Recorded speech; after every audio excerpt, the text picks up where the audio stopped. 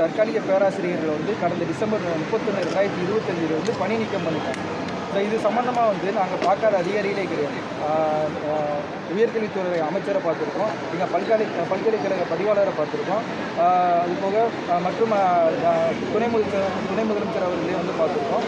75 நாள் ஆயிடுச்சு, இன்னும் எங்களுக்கு பணி நீட்டிப்பானே தரல. நார்மலாக எங்களுக்கு பணி நீட்டிப்பானை எப்படி கொடுப்பாங்கன்னா 6 மாதத்துக்கு ஒரு தடவை, 6 மாதத்துக்கு எங்களுக்கு வேலை இருக்கும், 3 நாள் ஆர்டிபிசிஎல் பிரேக்கு, அந்த 3 நாள் எங்களுக்கு சம்பளம் கிடையாது. அதுக்கடுத்து திரும்ப 6 மாதம் எங்களுக்கு வேலை இருக்கும்.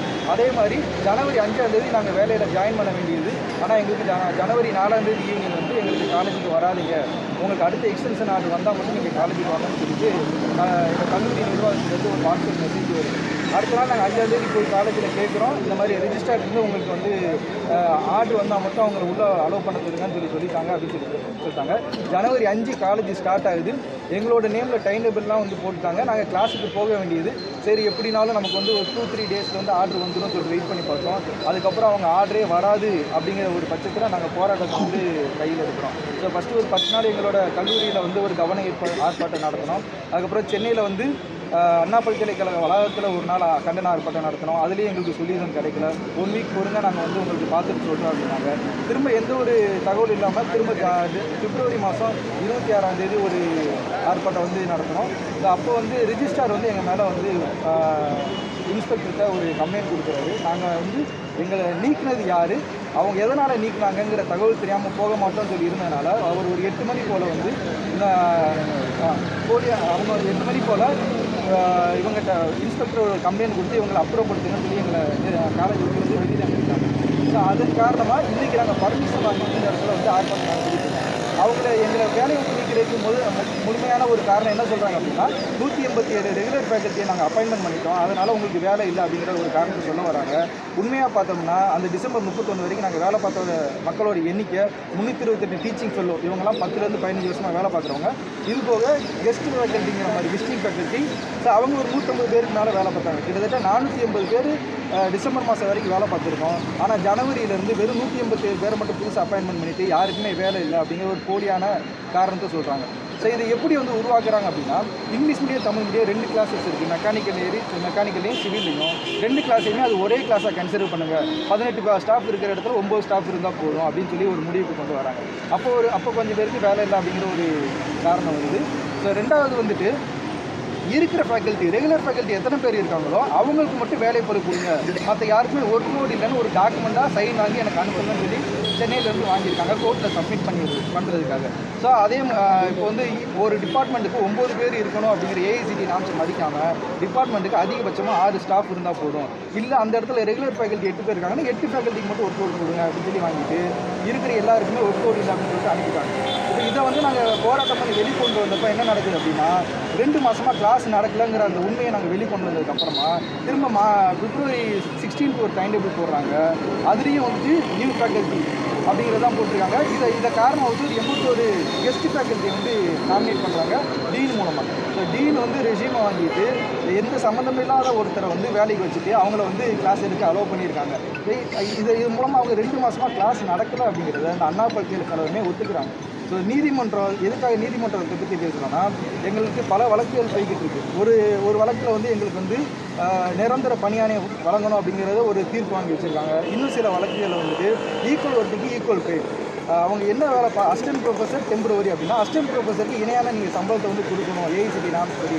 அதே மாதிரி நிரந்தர பணியாளரை வந்து நியமிக்கிற வரைக்கும் இவங்களை நீங்கள் கன்சிடர் பண்ணணும் அப்படிங்கிற தீர்ப்புலாம் வாங்கி வச்சுருக்கிறதுனால நிரந்தர பணியிடம் கிட்டத்தட்ட ஒரு 600-700 வேக்கன்சி இருக்குது. ஆனால் வெறும் 187 நிரந்தர பணியிடத்தை போட்டுட்டதுனால இதுக்கப்புறம் எங்களுக்கு வேக்கன்சி இல்லை அப்படின்னு ஒரு போலியான ஒரு டாக்குமெண்ட்டை கோர்ட்டில் சப்மிட் பண்ணுறதுக்காக வேலை பளு இருந்தும் வகுப்புகள் சரியாக நடக்கலை அப்படிங்கிற ஒரு கம்ப்ளைண்ட் இருந்தும் இவங்க வந்துட்டு எங்களை எல்லாத்தையும் வேலையை விட்டு நீக்கிட்டாங்க. இன்னும் வந்து ஏப்ரல் 30ஆம் தேதி காலேஜ் முடிய போது இன்னும் நிறைய வகுப்புகளில் கிளாஸ் நடக்கிறது. ஸோ இதனால் மாணவர்களும் பாதிக்கப்படுறாங்க. கிட்டத்தட்ட 22,000 மாணவர்கள் வந்துட்டு 16 உறுப்பு கல்லூரியில் படிக்கிறாங்க. அவங்களோட வந்து லைஃபையும் வந்துட்டு இந்த அண்ணா பல்கலை வந்து பாழாயிருக்கு.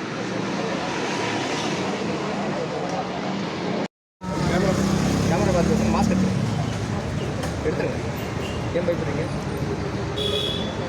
சவுண்டாக பேசிடுங்க சார். நான் டாக்டர் கே தேன்மொழி, பல்கலைக்கழக உறுப்பு கல்லூரி காஞ்சிபுரத்துலேருந்து பேசுகிறேன்.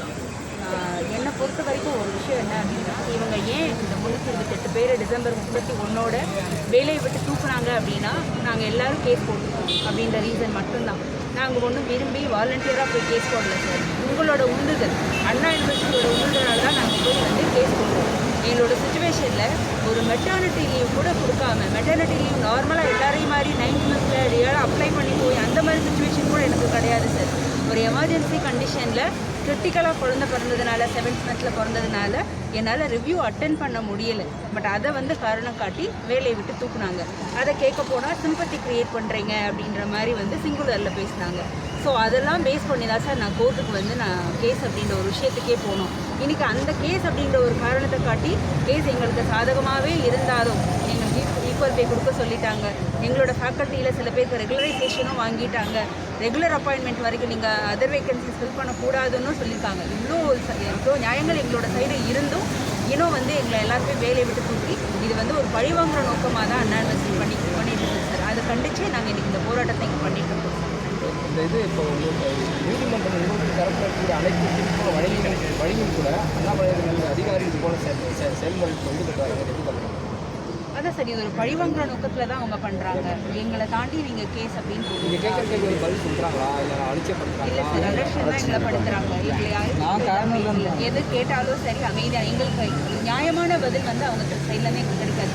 ஈவன் எல்லாருமே 2009, 10, 11 அந்த காலகட்டத்திலேருந்து வேலை செய்கிறோம் சார். பில்டிங்கே இல்லாதப்போ தரையில் உட்காந்து கிளாஸ் எடுத்த காலம் கூட இருக்குது. இந்த அதிகாரி உங்களுக்கு வந்து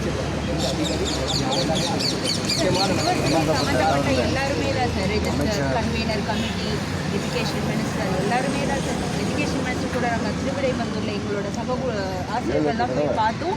அவங்க வந்து பண்ணுறோன்னு சொல்லி இப்போ வரைக்கும் எந்த ரெஸ்பான்ஸும் அவங்க சைட்லேருந்து இல்லை சார். இன்னும் நாங்கள் எல்லாம் வேலை இல்லாமல் தான் சார் இருக்கோம்.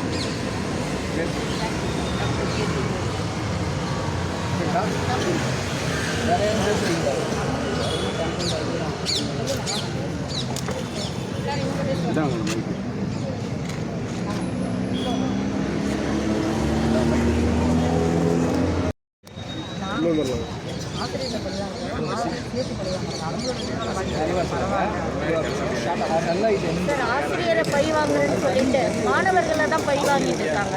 தமிழ் வழி கல்வின்னு தான் அண்ணா யூனிவர்சிட்டியை ஆரம்பித்தாங்க. 16 உறுப்பு கல்லூரியை எதுக்கு தொடங்கினாங்கன்னா தமிழ் வழி கல்வியில் தமிழில் படிக்கணும் அப்படின்றதுக்காக தான்.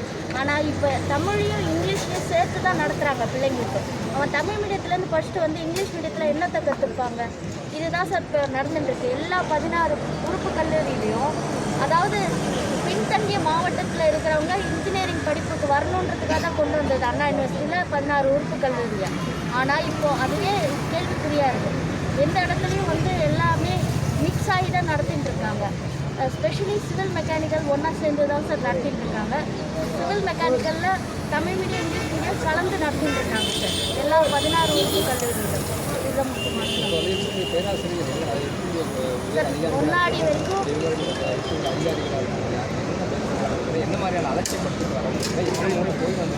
சார் நாங்கள் கண்டினியூஸாக போராட்டம் தான் பண்ணிட்டு இருக்கோம். 2019 போராட்டம் நடத்திட்டு இருக்கு. சட்ட வழி போராட்டம் நடந்துட்டு இருக்கு. எல்லாமே போராட்டம் நடந்துட்டு தான் இருக்குது சார். ஆனால் எங்களுக்கான பதில் யாருமே கொடுக்கவே இல்லை சார்.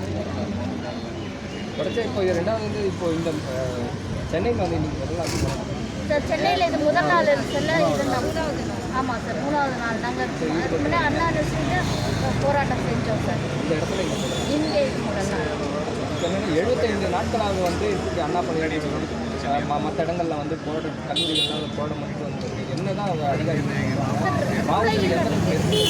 ரிப்ளை இல்லை சார். அதுதான் பிரச்சனை. எந்த அதிகாரியும் ரிப்ளை இல்லை. எனக்கு மேலே ஒருத்தவங்க சார் இருக்காங்க, எனக்கு மேலே சார் இருக்காங்கன்னா அந்த சார் யாருன்னு தான் தெரியல எங்களுக்கு.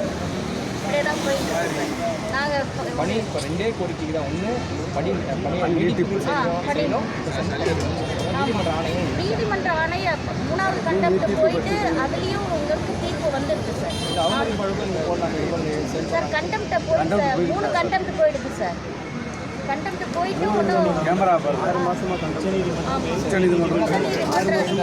ஆமாம் இல்லை ஏன் அசிஸ்டன்ட் ப்ரொஃபஸரை கன்ஃபார்ம் பண்ணி சொல்லியும் ஒன்றும் ஒரு 3 பதிவாளர் வந்து கண்டெம்ட்டை மாற்றி சார். சரி சார் உங்கள் பேர் என் பேர் அகிலா. நான் எடுத்து வச்சு கட்சி கடைசியில் இருக்க மாட்டேன்.